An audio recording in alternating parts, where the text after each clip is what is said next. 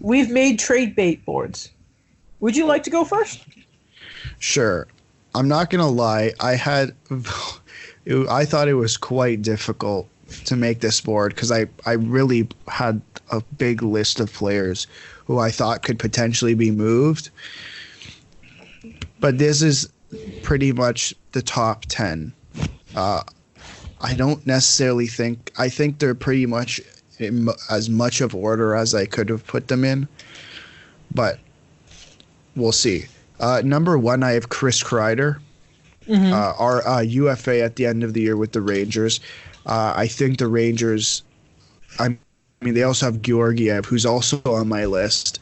But Kreider's one of those guys you move, bring something back. He's been linked – with a couple teams, one of them being the Bruins, which I really don't like. But we'll see about that one. Number 2, I have Ilya Kovalchuk. Simply because and we're gonna get to this later about what the Canadians are doing because it is that time of the month that we will be that they're gonna be making a decision. Mm-hmm. I think Kovalchuk's one of the guys, if they are going to sell, is going to be moved and can get you some type of pick. I don't know what round, but he's also UFA at the end of the year, 700,000. So he basically has nothing on the books. That's fair. Number 3, I have Alec Martinez. He's a UFA at the end of next year. I believe he has $4 million against the cap, and I this is an interesting one because I think there would be teams who could go after him because he's a left-hand shot who can play on the right side too. I believe I don't remember where I was reading this, but at some point what the ask was like a second-round pick and a prospect. Which seems quite low considering what they got for Jake Muzzin last year, unless a lot of teams don't value him as much. But I think if you're the Kings, you move him now because he probably has more value because you get that second cup run that you wouldn't get next year. Number 4 is Martinez. Teammate Tyler Toffoli, who I think a lot of people have at number 2, but I think the way Kovalchuk's been playing and Martinez being a defenseman, I think both of those players go above Toffoli just because I don't think Toffoli's been having the best of season so far. He's also not playing on the best of teams, but that's a whole different situation. I have here that Freeman reported the cost to land Tyler Toffoli was a second-round pick and a prospect. I'd do that. I would do that too. That seems low. And you know who can make a deal like that? The Boston Bruins. They've been linked to both Toffoli and Kreider, and I wouldn't be surprised by trade deadline day, because nothing happens on trade deadline day, by that day if one of those two players are Boston Bruins, because it seems like that's consistently something they're looking for, bringing in a kind of that second line player just for the run. They brought in Rick Nash a couple of years ago. Last year they brought in Charlie Coyle, ended up signing him to an extension. That is exactly what they're looking for. Alex Georgiev came in for me at number 5 simply because the Rangers are in a situation that at some point they're going to have to get rid of a goalie. Despite the crazy asking price for Georgiev. And I understand why he has that asking price, just because, he's young, he has potential to be a starter, and he's been outstanding lately. He's played around 65 games. Last time I checked, he played 65 games in the NHL. So he can't be sent through waivers. The only goalie of the three that can be sent through that can go to the AHL is Igor Shesterkin. I don't think that's going to happen either because in the NHL he has been phenomenal. He's been pretty darn good. I think they have to move Georgiev, and I think at some point they're going to be pressured to move him because I don't know how long you can possibly have three goalies, considering next year they still are going to have three goalies. Yeah, by the way, in 3 games, Shesterkin has a .929 save percentage, so yeah, he's pretty good. Number 6, I have Sami Vatanen. Obviously, UFA at the end of the year, so anything could happen. I think a team who needs a right shot defenseman or just wants to bolster their any pairing could go after this guy. It would be he's on. The thing with Sami Vatanen is I don't think this year a whole lot of people have been talking about Sami Vatanen just because he has not been playing as well. He's playing on a poor team. But I think you put him in a different situation. I think he'll thrive.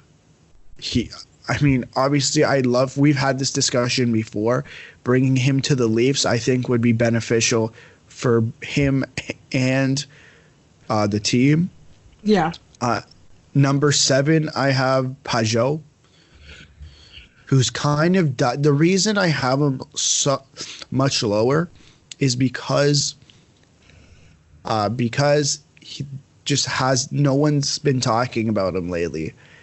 You know, at the beginning of the year, he had such a good start. Everyone was talking about him, and his value was just rising and rising and rising. It was rising. Then he slowed down, and it just didn't seem like a whole lot was being said about Pajot. But I still think if he's the type of guy that can be traded from the Senators and get you something,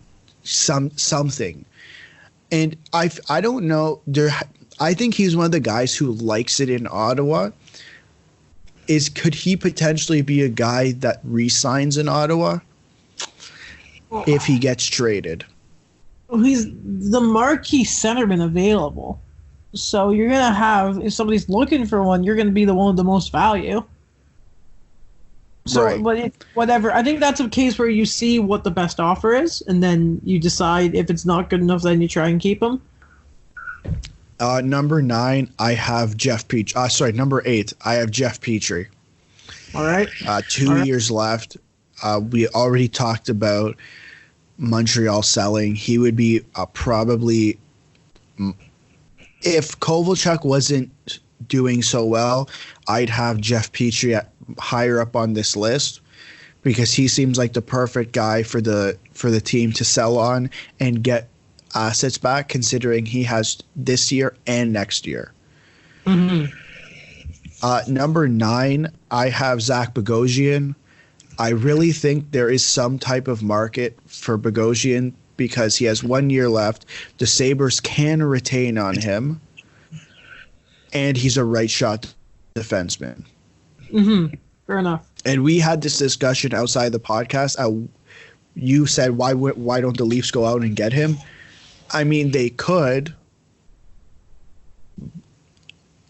I'd argue he's better than CC. He's better than Marincin. I don't know if that's. I think at this point, if you're adding anything on D, it has to be some type of needle mover. Number 10. Sorry, I have Robin Lehner. Okay. And we had this discussion last episode about what the Blackhawks need to do with their goalie situation. I don't think it'd be smart of them to keep Robin Lehner, sign him to a long-term extension, because I think they need to do some type of rebuild. Or I don't think Robin Lehner can go somewhere else and do better. Same. And I mean, I think he's the you can Pardon? No, go ahead. Go ahead. I think you can get more for Robin Leonard than you can for Corey Crawford. And based on Stan Bowman, you look at he brought back Brendan Saad, he brought back Andrew Shaw. It makes a whole lot of sense that he is not going to bring back Robin Leonard, and he'd rather keep Corey Crawford. Fair enough, then.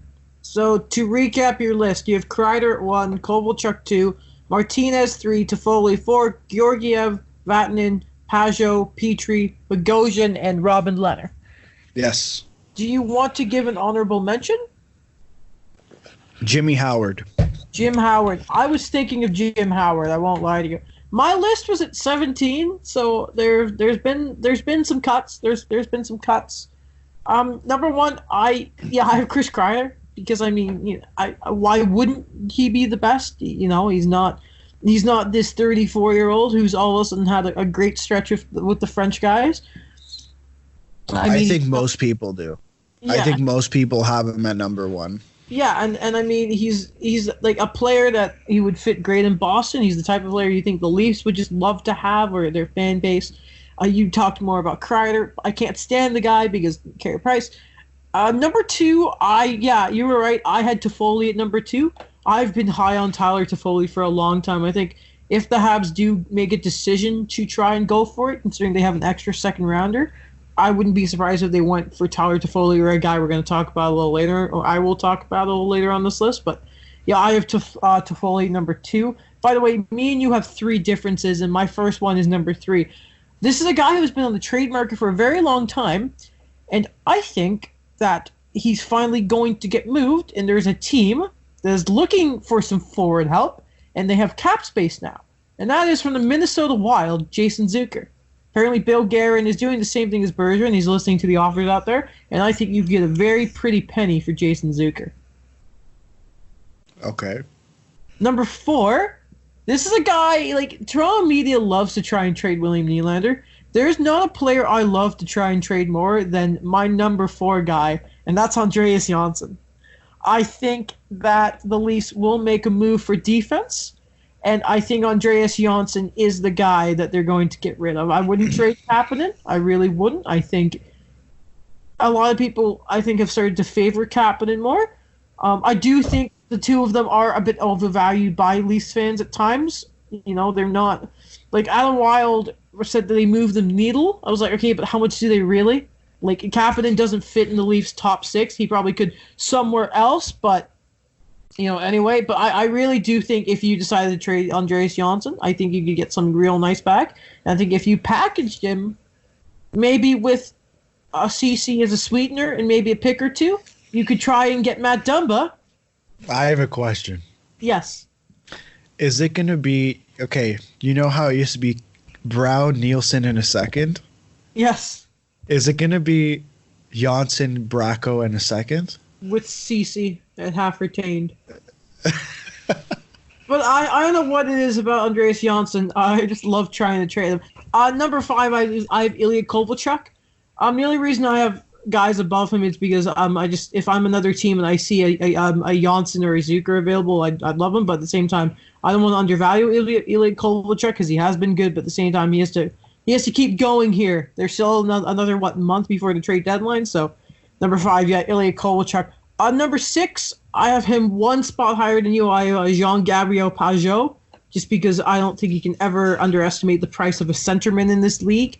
Number 7, I have a guy I'm a very, very big fan of, and that is Erik Gustafsson of the Chicago Blackhawks, because this is what I see the Blackhawks doing, because they always do the thing that makes the least amount of sense.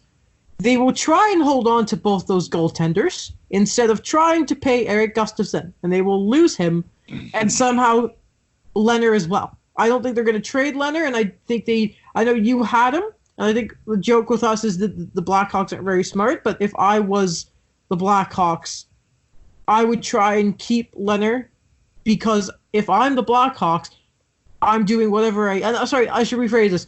The way I look at the Blackhawks is they're going to do the stupid thing, and that means instead of trading Leonard for the assets, they're going to try and keep this whole thing together, thinking that they could go on a run here. I know they've been hot, but I just don't believe in it. this guy I have a lot lower than you, just because I think his injury has maybe scared people off for this year, and you still have a chance to move him next year if he doesn't get you what you want this year, and that's Alec Martinez. I think if anyone was going to try and get him, it was going to be the Habs before the Scandella deal. Now, if they turn into sellers, number 9, I have Sami Vatanen. I'd probably maybe have him a bit higher up. At the same time, I don't want to move down to centerman or Eric Gustafsson. And I have a sweet spot for lefties like Gustafsson as opposed to righties, even though I probably should have Vatanen higher, but my own bias is there. And number 10, a guy who I think a guy's lost a lot of kind of spark with me lately because of all the stuff with Toronto and that. I have Alexander Goryev. You're not gonna get Kapanen or Johnson. I understand that, but you don't need to dedicate how many segments on radio about it. Or what do you know? A guy's trying to trade someone and trying to get a lot of value for him. But I do think Georgiev will be moved because I don't see you getting rid of Lundqvist. I just can't do that. He'll probably be gone at the end of next year, but I just don't see anything. And my honorable mention is one of Travis Hamonic or TJ Brody. And yeah, that's my list.